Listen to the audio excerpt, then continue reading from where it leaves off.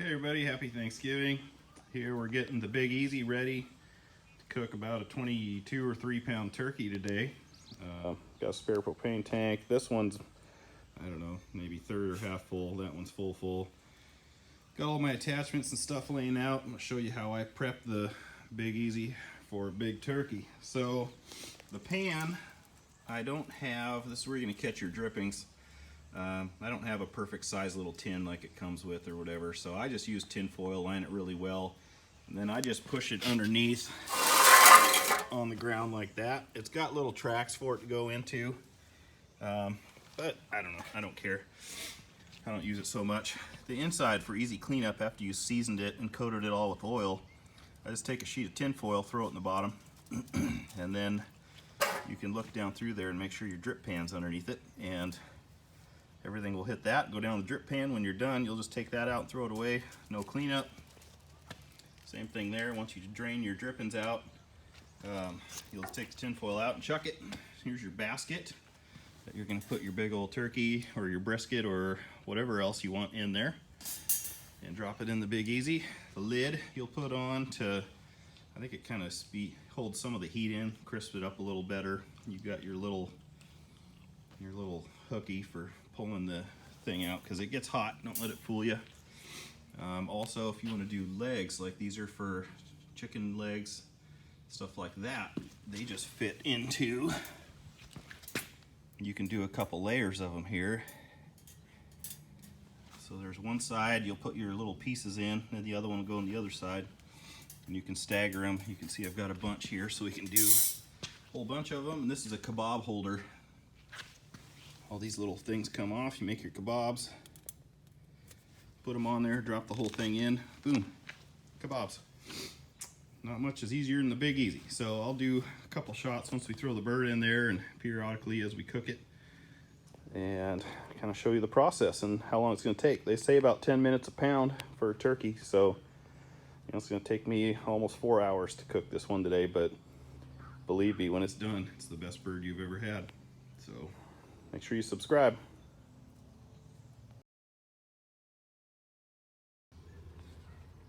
Okay, all here we are. We got a 23 pound bird shoved in there. It's about 10:20. I'm reading the clock right from my angle. Haven't started anything up yet, so we're going to put the bird in, start it up. Probably put the lid on later, probably not right away, I don't know. We'll see. And yeah, we'll time it. So like I said, it should take about 3 3/4 hours or so. I'm budgeting for about 4. So we got the tray in, tin foil in, got the probe in the breast or whatever in a thick spot. You can see the bird's been sitting out all morning. It's around 50 degrees supposedly. So I'm gonna drop this big sucker in there. See if I can do it on video.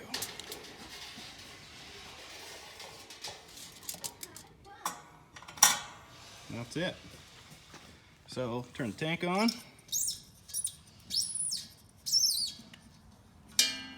I always open the valves all the way. Turn that on.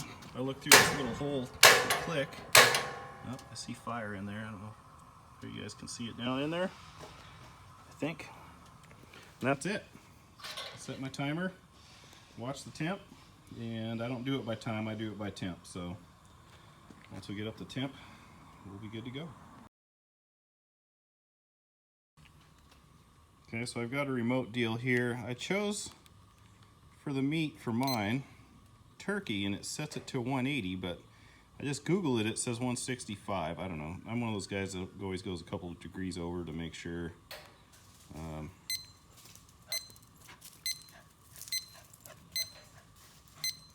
Chicken and turkey 180. Anyway, I don't know if it'll let me lower. It will let me lower it. If it says 160 online, we're gonna go to that. So there we go. We got my timer. It's been there for a minute. It's at 51. This thing will go off at 170. So we'll see how long it takes.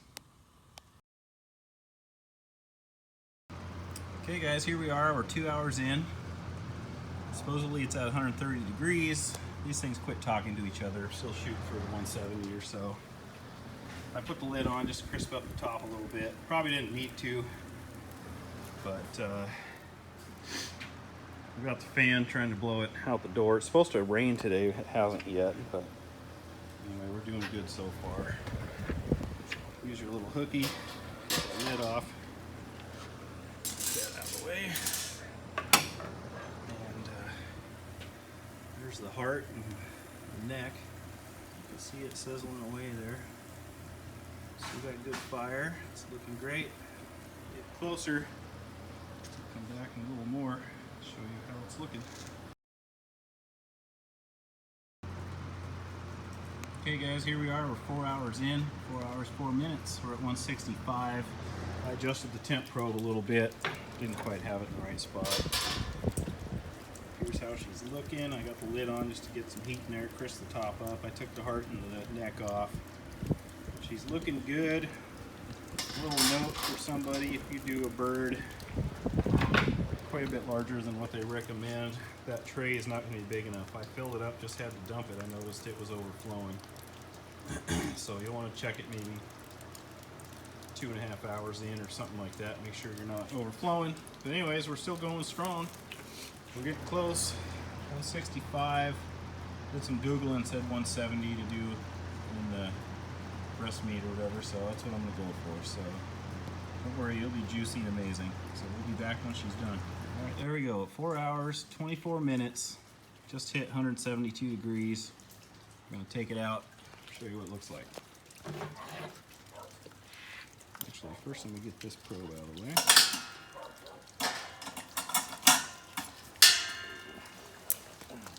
Now we'll get that out of there. Let me lift that up so you can take a picture. That looks pretty good. Now we're gonna run it to the house.